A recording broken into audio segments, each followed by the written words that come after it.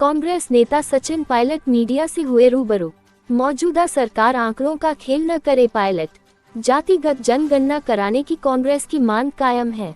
राजस्थान और हरियाणा रोडवेज के मुद्दे को लेकर दिया बयान। उपचुनाव को लेकर बीजेपी पर पायलट ने साधा निशाना। प्रदेश में जनता ने बीजेपी के खिलाफ बनाया मन सचिन पायलट।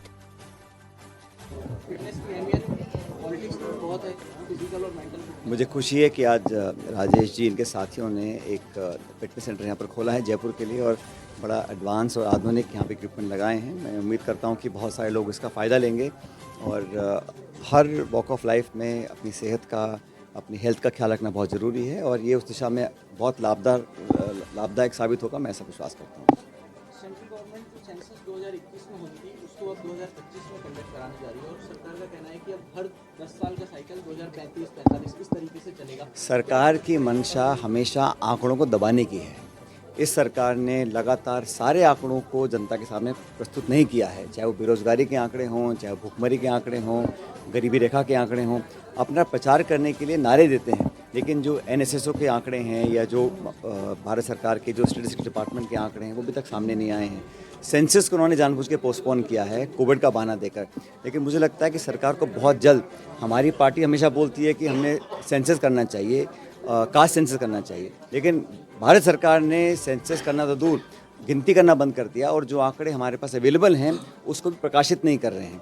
तो मैं चाहूँगा कि सरकार आंकड़ों का खेल ना खेले और जनता के सामने वास्तविक स्थिति प्रकट करने के लिए आंकड़ों का चयन ढंग से करे। और सेंसस करना आज से नहीं हो रहा है, ये दशकों से हर 10 साल में होता था। जानबूझ के इसमें विलम्ब किया गया है, और कहीं ना कहीं सरकार नाकामी छुपाने के लिए बेस्ट तरीका है, आप आंकड़े छुपाइएगा और भाषण दीजिएगा। आंकड़े जब तक नहीं होंगे तब तक संवाद कैसे होगा, डिबेट्स और पॉलिसी मेकिंग कैसे हम लोग कर पाएंगे, इस पर सरकार को ध्यान देना पड़ेगा। बिल्कुल, हम तो चाहते सेंसस हो, और जब तक आप टारगेटेड बजटरी एलोकेशन नहीं करेंगे, नीति निर्माण नहीं होगा, हमको पता ही नहीं होगा कितने लोगों को कहाँ लाभ मिल रहा है। आप बस अपनी पॉलिटिकल सुविधा को देखकर अगर बजट पेश करेंगे, उसका लाभ नहीं मिलता है। तो एक टारगेटेड इंटरवेंशन के लिए कास्ट सेंसस बहुत ज़रूरी है, और जब तक हमें मालूम ही नहीं पड़ेगा कितने लोग लाभ उठा चुके हैं, कितने लोग वंचित रह गए हैं, उसका चयन सिर्फ आंकड़ों के आधार पे हो सकता है। आप अपनी पॉलिटिकल हित साधने के लिए, आप जैसे अब 2 राज्यों के जो नेता हैं उनके सारे पर केंद्र सरकार चल रही है, एक नायडू जी, नीतीश कुमार जी हैं, उनको खुश करने के लिए आपने लाखों करोड़ रुपए दे दिए। हमारा विरोध बिहार और आंध्र के लोगों से नहीं है, लेकिन पॉलिटिकल हित साधने के लिए किया गया ना। अगर हमको मालूम ही नहीं है कि कितने लोग वंचित रह गए हैं, कितने लोग लाभ नहीं उठा पाए हैं, तो हम लोग कैसे नीति निर्माण कर पाएंगे। और पॉलिसी इंटरवेंशन के लिए डेटा बहुत ज़रूरी होता है। डबल इंजन के 2 इंजन टकरा रहे हैं, हरियाणा और राजस्थान के सरकारों में रोडवेज को लेकर के इशू हो रहा है। दोनों राज्यों की पुलिस एक दूसरे की रोडवेज के चालान। देखिए, ये तो एक छोटा उदाहरण है, लेकिन ये कहाँ कहाँ टकराव हो रहा है, सत्ता में हो रहा है, सत्ता के अंदर हो रहा है, संगठन में हो रहा है। अब दोनों स्टेट गवर्नमेंट्स बीजेपी की हैं, फिर भी अगर लोगों को इसका नुकसान उठाना पड़ रहा है, जनता पे बोझ पड़ रहा है, तो कौन जिम्मेदार होगा? केंद्र सरकार आपकी है, राजस्थान सरकार आपकी है, हरियाणा सरकार आपकी है। अब किसको दोष देंगे आप? अगर आपस में समन्वय नहीं है, और सिर्फ एक रोडवेज़ की बात नहीं है, अनेक ऐसे इश्यूज़ है जहाँ पर स्टेट गवर्नमेंट्स का आपस में तालमेल नहीं है, वाटर शेयरिंग पर नहीं है। आज तक जो MOU साइन हुआ है मध्य प्रदेश और राजस्थान का, वो हरियाणा का भी, उस MOU के कोई दर्शन नहीं कर पाया। घोषणाएं हो गई हैं, मिठाई बट रही हैं, लेकिन MOU में लिखा क्या है किसी को पता ही नहीं है। जब सरकारें आपकी हैं तो फिर छुपाने में क्या, किससे, लोगों से आप क्यों इस हकीकत को छुपाना चाहते हैं? ये जवाब नहीं दे पाएगी सरकार। राजनीति में गाय बड़ा मुद्दा रहा है कई बार। आज राज्य सरकार ने एक नोटिफिकेशन जारी किया जिसमें गाय को अब आवारा नहीं कह सकेंगे, बेसहारा कह सकेंगे। क्या इससे कोई गाय के स्टेटस में? अरे, ये नाम बदलने में माहिर हैं। आप सड़कों के नाम बदल दो, संस्थाओं के नाम बदल दो, और गाय के नाम पर तो सिर्फ वोट ही लेते हैं ना। कांग्रेस गवर्नमेंट ने हमेशा गौ सेवा को प्राथमिकता दी है, और गाय की रक्षा संरक्षण, उनकी सुरक्षित रखना, ये काम सरकारें हमारी करती थी। आज इतनी आवारा पशु घूम रहे हैं, और ये सरकार सिर्फ गाय के नाम पर वोट लेना जानती है ना। गायों को अनुदान कितना दिया है, खर्चा कितना किया है, उसके आंकड़े दीजिएगा, लेकिन आंकड़े दबा देते हैं। आंकड़े देने नहीं, भाषण देना है। गाय के नाम पर, भगवान नाम के नाम पर सिर्फ वोट बटोरने का काम है।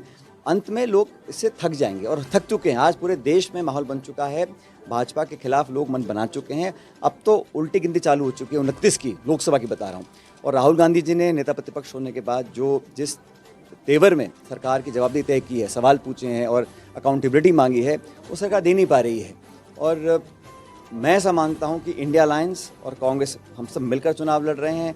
अभी झारखंड और महाराष्ट्र के चुनाव हैं, दोनों सरकारें इंडिया अलायंस की बनने जा रही हैं। बाई इलेक्शंस बहुत जगह हो रहे हैं, प्रियंका जी लड़ रही हैं वायनाड से। विधानसभा के चुनाव राजस्थान में 7 जगह है, छत्तीसगढ़ में है, मध्य प्रदेश में है। हर जगह कांग्रेस बहुत मजबूत स्थिति में है और हम अच्छे बहुमत के साथ सब चुनाव जीतेंगे। गठबंधन नहीं कर रहे थे राजस्थान में, आपने पहले गठबंधन किया। इलेक्शन का असर पड़ेगा, कुछ कह रहे हैं हरियाणा इलेक्शन का। अब वो इलेक्शन हो गया, उस पर भी बहुत सारे सवाल उठ रहे हैं, मैं उसमें नहीं जाना चाहता हूँ। लेकिन हकीकत यह है कि 10 साल के सरकार भाजपा के लोग देख चुके थे, बदलाव चाहते थे। किसी कारणवश हम बहुमत तक नहीं पहुँच सके हैं, उसके अनेकों कारण हैं। जो हमारे हारे हुए कैंडिडेट्स हैं, जो चुनाव लड़े थे, उन्होंने पिटीशन दायर की है, वो कचहरी भी जा रहे हैं, इलेक्शन कमीशन में जा रहे हैं, वो अलग प्रक्रिया है। लेकिन इसका ये मानना नहीं है कि लोग भाजपा से थक नहीं चुके हैं, क्योंकि लंबा समय भाजपा को गवर्न करने का दिया है दिल्ली में और राज्यों के अंदर। और मुझे लगा है लोग अपना मन बना चुके हैं कि कांग्रेस के साथ खड़ा रहना है। जहाँ तक इंडिया अलायंस की बात है, इंडिया अलायंस का गठबंधन पहले मजबूत था, आज भी मजबूत है। सीट शेयरिंग में हम आपसी समझौता करके आगे बढ़ते हैं, चाहे महाराष्ट्र हो चाहे यूपी हो। यहाँ पर हमने सपा को सपोर्ट किया उत्तर प्रदेश में, महाराष्ट्र में हम लोग चुनाव लड़ रहे हैं, बाकी लोग साथ आ रहे हैं और सब लोग बात करके चर्चा करके तब आगे बढ़ते हैं। हमारा उद्देश्य ये है कि भाजपा एनडीए को हराना, उसके लिए हम सब मिलकर काम करेंगे। 40 लोगों की स्टार प्रचारकों की टीम है आपकी, क्या मुद्दे रहेंगे उपचुनाव में राजस्थान में, क्योंकि आपकी व्यवस्था गहलोत साहब की और आपकी दोनों की महाराष्ट्र में बढ़ गई है, कैसे मैनेज करेंगे? मैं कल मराठवाड़ा जा रहा हूँ दौरे पर, लेकिन जहाँ जहाँ भी चुनाव हो रहे हैं पूरा नेतृत्व हमारी पार्टी का, चाहे वो राष्ट्रीय नेतृत्व हो या प्रदेश का हो, हम सब मिलकर कैंपेन करेंगे। हमारे सातों जगह हमारे उम्मीदवार मजबूत हैं, हम चुनाव जीतेंगे। निश्चित रूप से हर चुनाव एक चुनौती होती है, लेकिन ये सरकार के लिए चुनौती है, क्योंकि 1 साल सरकार को हो गया और इतनी जल्दी जनता का मोह भंग हो जाए ये पहली बार देखा है। 1 साल पूरा हुआ नहीं है, जल जीवन मिशन काम ठप पड़ा है, ग्रामीण क्षेत्र में विकास के काम ठप पड़े हैं, वित्तीय संकट पैदा हो रखा है, सरकार में प्रशासन यहाँ खींच रहा है, बाबू वहाँ खींच रहे हैं, नेता वहाँ खींच रहे हैं, संगठन कुछ बोल रहा है, सरकार कुछ बोल रही है। इतने सारे सत्ता के केंद्र बन चुके हैं कि उसमें लोग पिस रहे हैं और उसका नुकसान लोगों को हो रहा है। इस बात पर सब लोग ध्यान देंगे। बाई इलेक्शंस हम लोग लड़ रहे हैं, मजबूती से लड़ रहे हैं और हर जगह चुनाव कांग्रेस पार्टी जीतेगी। अब चुनाव का नामांकन कल खत्म हुए हैं, भारतीय जनता पार्टी को अपनी चिंता करनी चाहिए और जो भाजपा ने अब तक का शासन दिया है उस पर चर्चा करनी चाहिए और आंकड़ों के साथ करनी चाहिए। कांग्रेस सरकार ने कितना काम किया नहीं किया उसका विवरण दें और अपने साल भर की हम बताएं। 14 लाख करोड़ का एमओयू साइन कर रखा है, एक एमओयू 3-3 बार साइन कर रहे हैं, धरातल पर कितने उतरेंगे? ये काम वसुंधरा जी ने भी किया था पहले। लेकिन भाजपा की सरकार की गवर्नेंस टेस्ट पर रहेगी, लोग मन बना चुके हैं और आईना दिखाने का काम करेंगे। मैंने कहा ना, 7 सीटें कांग्रेस पार्टी जीतेगी और हमारे जितने भी साथी अगर इस भ्रम में हैं कि भारतीय जनता पार्टी अपने गवर्नेंस के दाम पर जीत सकती है तो उनको गलतफहमी है। कांग्रेस पार्टी 7 सीट जीतेगी।